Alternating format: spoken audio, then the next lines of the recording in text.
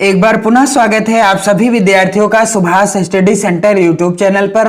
आज का यह वीडियो कक्षा 12 के छात्रों के लिए काफी ज्यादा इंपॉर्टेंट है, क्योंकि इस वीडियो में हम आपके साथ साझा करेंगे पंचलाइट कहानी का सारांश। और यहां से जो प्रश्न बनता है आपकी बोर्ड परीक्षा में 5 नंबर का प्रश्न बनता है। और पंचलाइट कहानी का सारांश आपकी बोर्ड परीक्षा 2022 के लिए काफी ज्यादा इंपॉर्टेंट है। तो कैसे लिखेंगे आप पंचलाइट कहानी का सारांश, और किस तरीके से प्रश्न पूछा जाएगा या किस तरीके से प्रश्न पूछा जाता है बोर्ड परीक्षा में, और कितने नंबर का पूछा जाता है। तो चलिए मैं आपको दिखा दूं कि प्रश्न कैसे और कितने नंबर का आ सकता है। यहां पर आप देख सकते हैं प्रश्न संख्या 6 के अंतर्गत पूछा गया है, ध्रुव यात्रा अथवा बहादुर कहानी के उद्देश्य पर प्रकाश डालिए, अथवा पंचलाइट अथवा बहादुर कहानी का सारांश लिखिए। चाहे आप पंचलाइट अथवा बहादुर कहानी का सारांश लिखें, तो मैं आपको बताऊंगा पंचलाइट कहानी का सारांश आप कैसे लिखेंगे। और यहां आप देख सकते हैं प्रश्न 5 अंकों का पूछा जाएगा, यानी 5 नंबर का प्रश्न पूछा जाएगा। तो क्या हो जाएगा पंचलाइट कहानी का सारांश। सबसे पहले आपको हेडिंग डालना है पंचलाइट कहानी का सारांश, और क्या हो जाएगा इसका सारांश। और यदि आपने अभी तक चैनल को सब्सक्राइब नहीं किया है तो चैनल को सब्सक्राइब कर लें और बेल आइकन को जरूर दबाएं, ताकि आने वाली प्रत्येक वीडियो का नोटिफिकेशन आप तक पहुंचता रहे और आप इसी तरह के वीडियोस के द्वारा अपनी बोर्ड परीक्षा 2022 की बेहतर तैयारी कर सकें और बोर्ड परीक्षा में अच्छे अंक अर्जित करके अपने परिवारजनों एवं अपने आदरणीय माता पिता का नाम रोशन कर सकें। तो क्या हो जाएगा पंचलाइट कहानी का सारांश।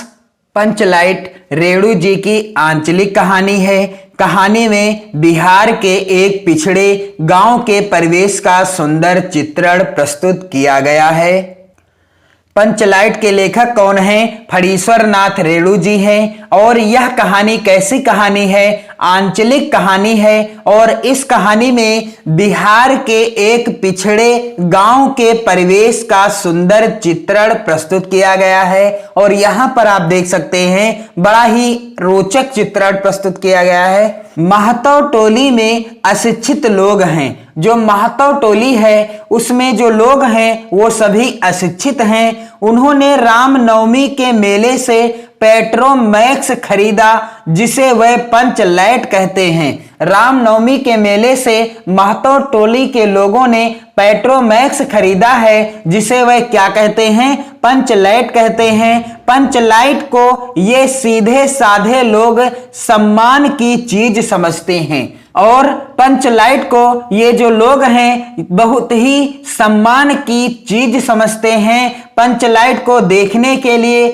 टोली के सभी बालक, औरतें और मर्द इकट्ठे हो जाते हैं। जब पंचलाइट को गांव में लाया जाता है तो उसे देखने के लिए टोली के जितने भी बालक हैं, टोली के जितने भी सदस्य हैं, जितनी भी औरतें हैं और जितने भी मर्द हैं, सभी इकट्ठे हो जाते हैं। इस कहानी में उस समय का वर्णन है जब आज की तरह आधुनिक युग नहीं था। सरदार अपनी पत्नी को आदेश देता है कि शुभ कार्य को करने से पहले वह पूजा पाठ का प्रबंध कर ले। सरदार जो है उस टोली का, वह अपनी पत्नी को आदेश देता है कि शुभ कार्य करने से पहले पूजा पाठ का प्रबंध कर लिया जाए। और सभी उत्साहित हैं, परंतु समस्या उठती है कि पंचलाइट जलाएगा कौन। सभी उत्साहित हैं कि जब पंचलाइट जलेगी तो बढ़िया प्रकाश होगा, क्योंकि आज की तरह एलईडी का जमाना नहीं था।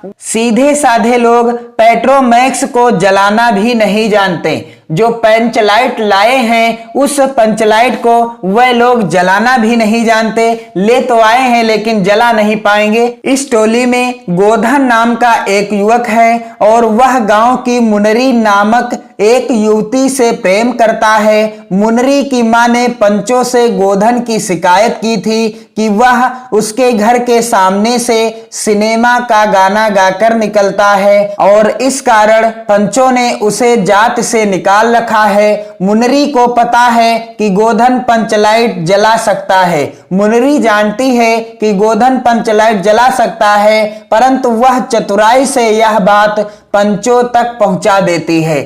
लेकिन वह क्या करती है कि बड़ी ही चतुराई से पंचों तक यह बात पहुंचा देती है कि गोधन पंचलाइट जला सकता है और वह हमारी इस टोली की लाज बचा सकता है। पंच गोधन को पुनः जात में ले लेते हैं, वह पंचलाइट को जला देता है। मुनरी की मां गुलरी काकी प्रसन्न होकर गोधन को शाम के भोजन का निमंत्रण देती है और पंच भी अति उत्साहित होकर गोधन को कह देते हैं, तुम्हारा 7 खून माफ, खूब गाओ सलीमा का गाना। क्या कहते हैं पंच लोग, जो उसके ऊपर प्रतिबंध लगाए थे, पहले गोधन को जाति से निकाल दिया था और अब कह देते हैं कि तुम्हारा 7 खून माफ, खूब गाओ सलीमा का गाना। और इससे एक निष्कर्ष निकल कर आता है कि आवश्यकता बड़े से बड़े जो है दृढ़ संकल्प को भी तोड़ देती है। पंचलाइट की रोशनी में लोग भजन कीर्तन करते हैं तथा उत्सव मनाते हैं। कहानी का कथानक सजीव है। सीधे साधे अनपढ़ लोगों की संवेदनाओं को वाणी देने में रेणु जी की सामर्थ्य रहे हैं।